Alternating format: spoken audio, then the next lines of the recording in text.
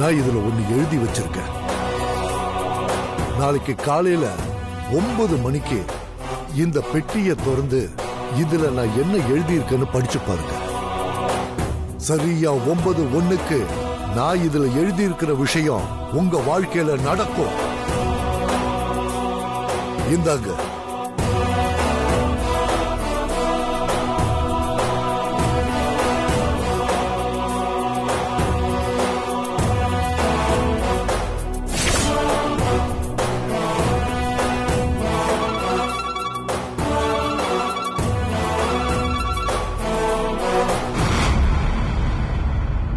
சரியான ஜோசியரா இல்ல பொய்யான ஜோசியரான்னு நான் தெரிஞ்சுக்கிறதுக்கு நாளை காலையில 9 மணி வரைக்கும் நான் காத்திருக்க வேண்டிய அவசியமே இல்லை. இப்ப கால் பண்றது யாருன்னு தெரியுமா?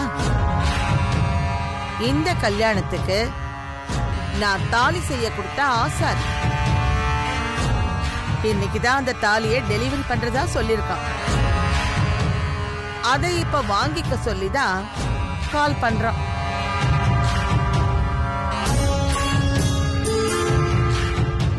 கல்யாணத்துக்கு தாலியே ரெடி ஆயிடுச்சு. நீ என்னடான்னா கல்யாணமே நடக்காதுன்னு உளறிக்கிட்டு இருக்க. முதல்ல அந்த ஆசாரி என்ன சொல்றாருன்னு கேளுங்க. வேற என்ன சொல்ல போறாரு? நல்லபடியா தாலி ரெடி ஆயிடுச்சுன்னுதான். இப்போ போன ஸ்பீக்கர்ல போடுறேன். நீயும் காது குளிர கேளு. என்ன கந்தசாமி, தாலி ரெடி ஆயிடுச்சா? அம்மா என்ன மன்னிச்சிருங்கம்மா.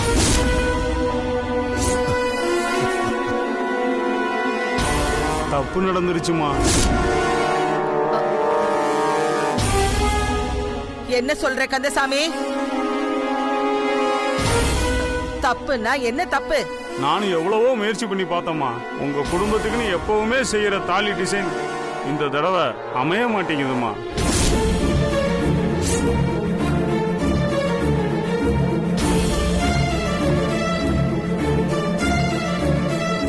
உங்க சொந்தத்துல நடந்த எல்லா கல்யாணத்துக்கும் நீங்க விரும்பின மாதிரி நான் எவ்வளவோ தாலி செஞ்சு கொடுத்துருக்கோம்மா. ஆனா அது எதுவும் என்னை இப்படி சோதிச்சது இல்ல. என்னமோ தெரியலம்மா, இந்த தாலி மட்டும் நான் நினைச்ச மாதிரி வரவே மாட்டேங்குதுமா. எத்தனை தடவை முயற்சி பண்ணாலும் தப்பு தப்பாதாமா வருது.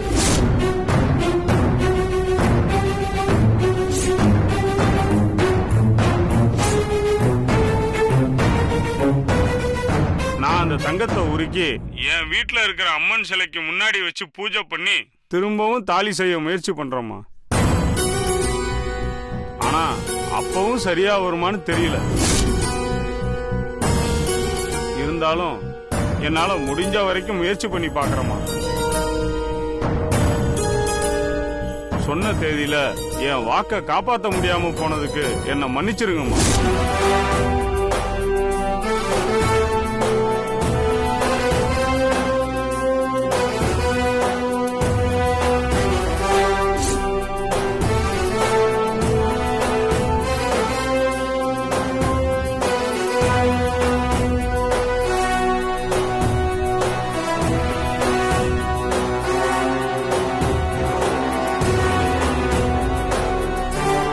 இப்ப கூட நீங்க என்ன நம்ப வேண்டாம். நாளைக்கு காலையில 9 மணி வரைக்கும் நேரம் இருக்கு. திரும்பவும் சொல்றேன், காலையில 9 மணிக்கு இந்த பெட்டியில இருக்கிறத திறந்து பிரிச்சு படிச்சு பாருங்க. அப்புறம் 9:01 ஆகும்போது நான் அதுல எழுதியிருக்கிற சம்பவம் உங்க வாழ்க்கையில நடக்கும்.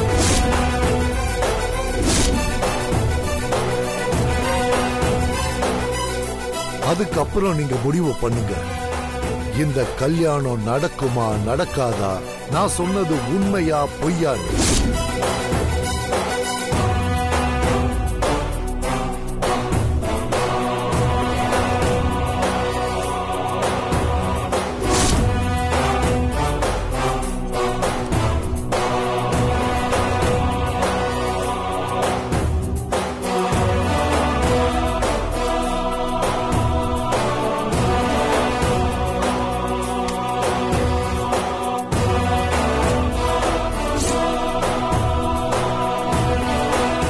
டிரைவர், தென்றல் வீட்டுக்கு வண்டி எடு.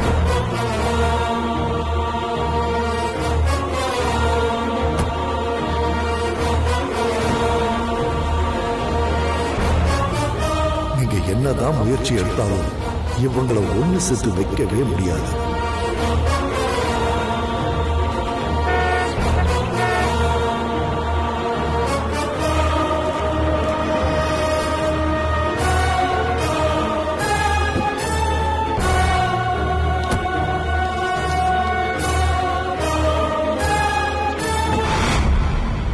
வாங்கம்மா. வணக்கம். வாங்க.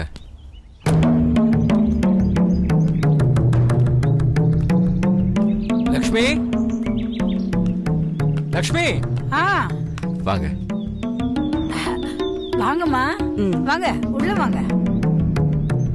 வாங்கம்மா. என்னங்க திடீர்னு?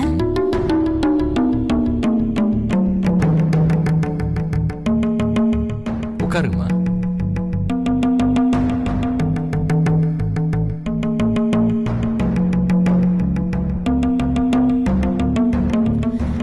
என்னங்க திடுத்துப்புன்னு சொல்லாம கொள்ளாம வந்திருக்காங்க? முகம் வேற வாட்டமா இருக்கு. எனக்கு ஒன்றும் புரியல லக்ஷ்மி. இந்த நேரம் பார்த்து தென்றல் வேற வீட்டுல இல்ல. ஏங்க, தென்றல் தான் உங்ககிட்ட மறுபடியும் ஒருவேளை பிரச்சனை பண்ணிட்டு வந்திருப்பாளோ? இது பாரு, தேவையில்லாம நீ ஏதாவது கற்பனை பண்ணிட்டு இருக்காத. முதல்ல அவங்க கிட்ட டீ காஃபி ஏதாவது சாப்பிட்றீங்களான்னு கேளு. நான் உங்களுக்கு டீ போட்டு எடுத்துட்டு வந்துடுறேன். வேண்டாம் லட்சுமி, நான் இப்போ பயங்கர குழப்பத்துல இருக்கேன்.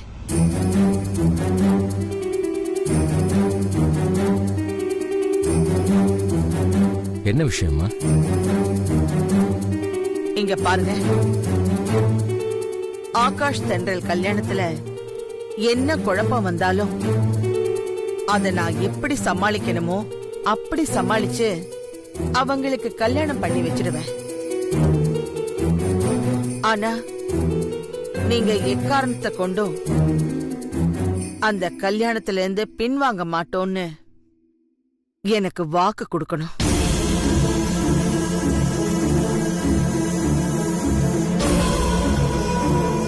சொல்லுங்க, யார் என்ன சொன்னாலும் கல்யாணத்துல இருந்து பின்வாங்க மாட்டீங்கல்ல?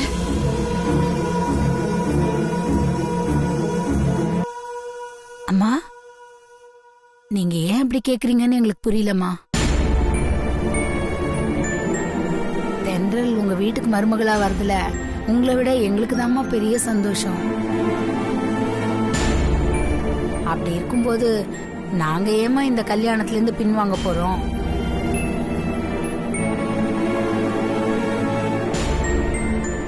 என்னம்மா பிரச்சனை? எதனால திடீர்னு அப்படி வந்து கேக்குறீங்க?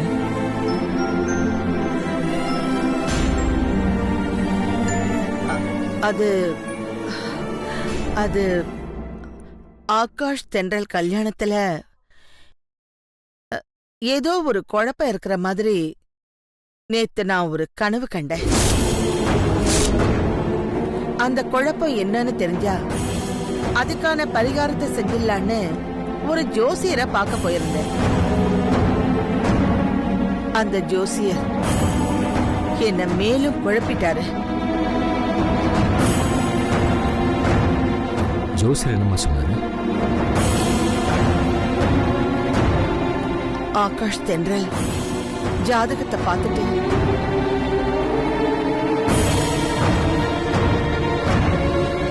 அவங்க கல்யாணம் நடக்காதுன்னு சொல்லிட்டாரு.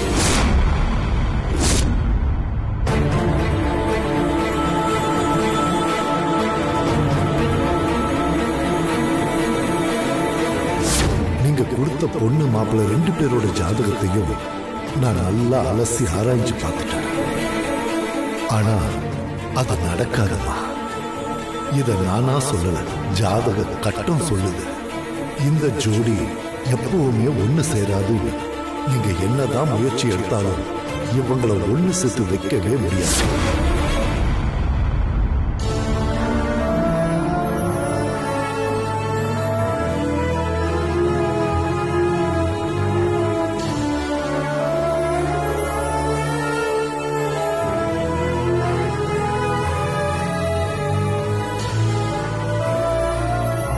அந்த ஜோசியர் சொன்னத நம்புறதா இல்லையான்னு எனக்கு ரொம்ப குழப்பமா இருக்கு.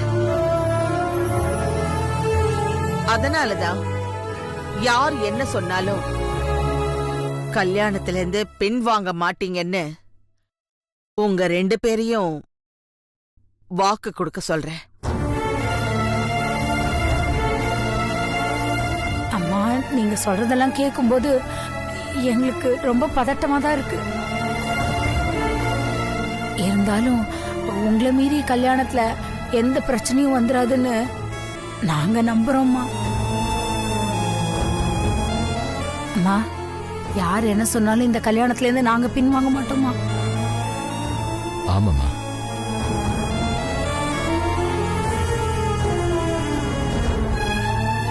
இத வெறும் வார்த்தையா சொன்னா பத்தாது.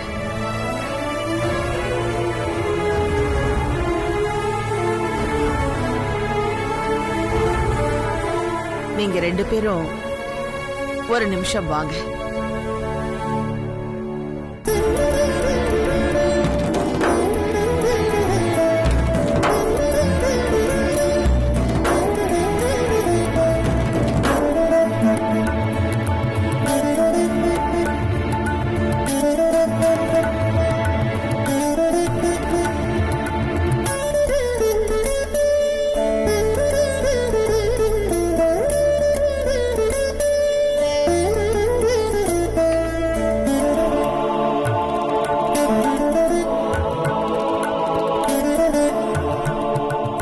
என்ன நடந்தாலும் இந்த கல்யாணத்துல இருந்து பின்வாங்க மாட்டோன்னு இந்த கற்பூரத்துல அடிச்சு சத்தியம் பண்ணுங்க.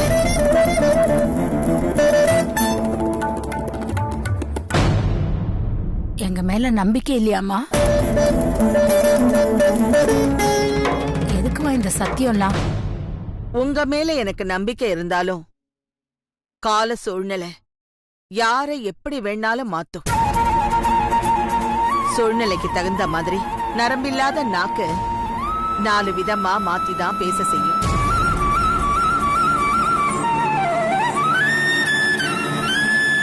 உயிரே போற பிரச்சனை வந்தாலும் உங்கள மாதிரி நடுத்தர குடும்பத்து மனுஷாளுங்க சத்தியத்தை மீற மாட்டீங்க.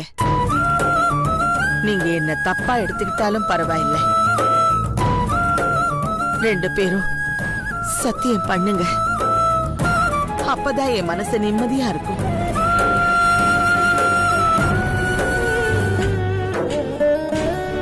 எவ்வளவு பிரச்சனை வந்தாலும் என்ன நடந்தாலும் எங்க பொண்ணு தென்றல் தான் உங்க குடும்பத்துக்கு மருமகளா வருவா. இது சத்தியம்.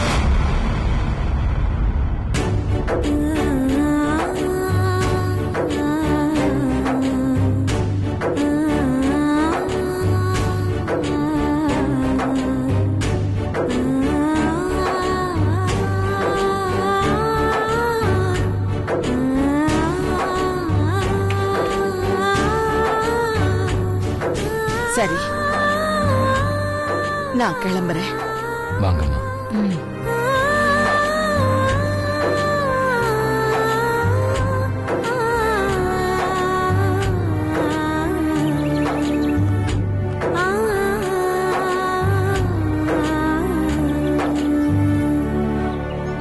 வாங்கம்மா.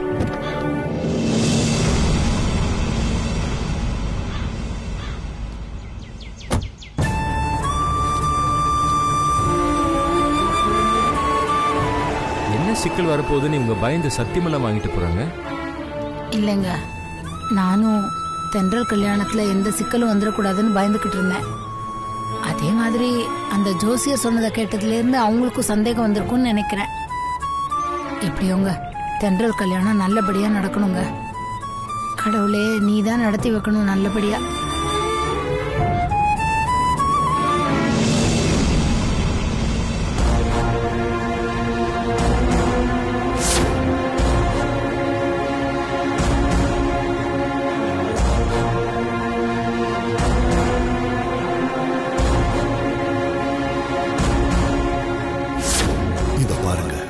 நீங்க என்னதான் முயற்சி எடுத்தாலும் இவங்களை ஒண்ணு சேர்த்து வைக்கவே முடியாது.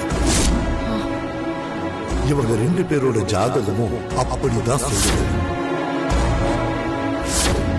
நாளைக்கு காலையில 9 மணிக்கு இந்த பெட்டியை திறந்து இதுல நான் என்ன எழுதியிருக்கேன்னு படிச்சு பாருங்க.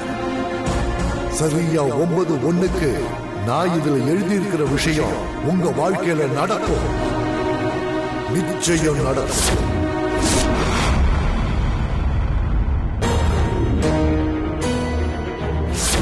என்ன கந்தசாமி, தாலி ரெடி ஆயிடுச்சா? அம்மா என்ன மன்னிச்சிருங்கம்மா. நானும் எவ்வளவோ முயற்சி பண்ணி பார்த்தம்மா.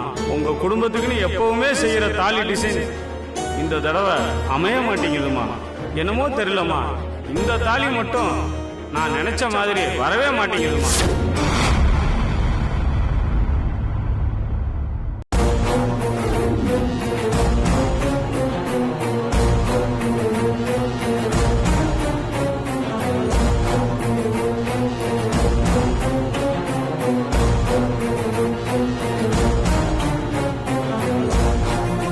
பாட்டி, அந்த ஜோசியர் சொன்னதெல்லாம் நடக்காது பாட்டி. அந்த ஆள் ஏதோ உளறி இருக்கான். இத போய் ஏன் சீரியஸா எடுத்துக்கிறீங்க? ரிலாக்ஸா இருங்க பாட்டி. ஆமா ஆண்டாள், யாரோ ஏதோ சொன்னாங்கிறதுக்காக நீ ஏன் மனசை போட்டு குழப்பிக்கிற?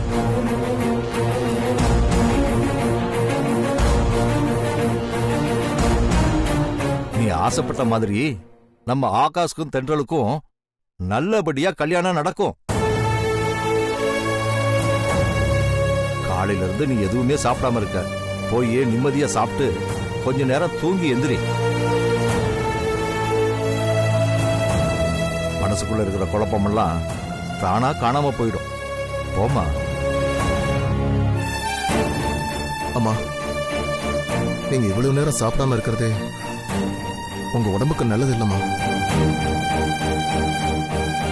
கடவுள் எப்படியும் ஆகாஷையும் தென்றலையும் ஒண்ணு சேர்த்துருவார்னு நம்பிக்கையோட இருங்கம்மா.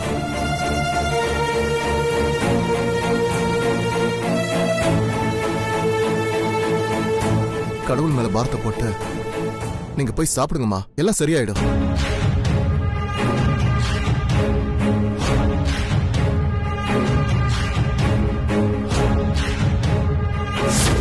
நீங்க என்னதான் முயற்சி எடுத்தாலும் இவங்களை ஒண்ணு சேர்த்து வைக்கவே முடியாது.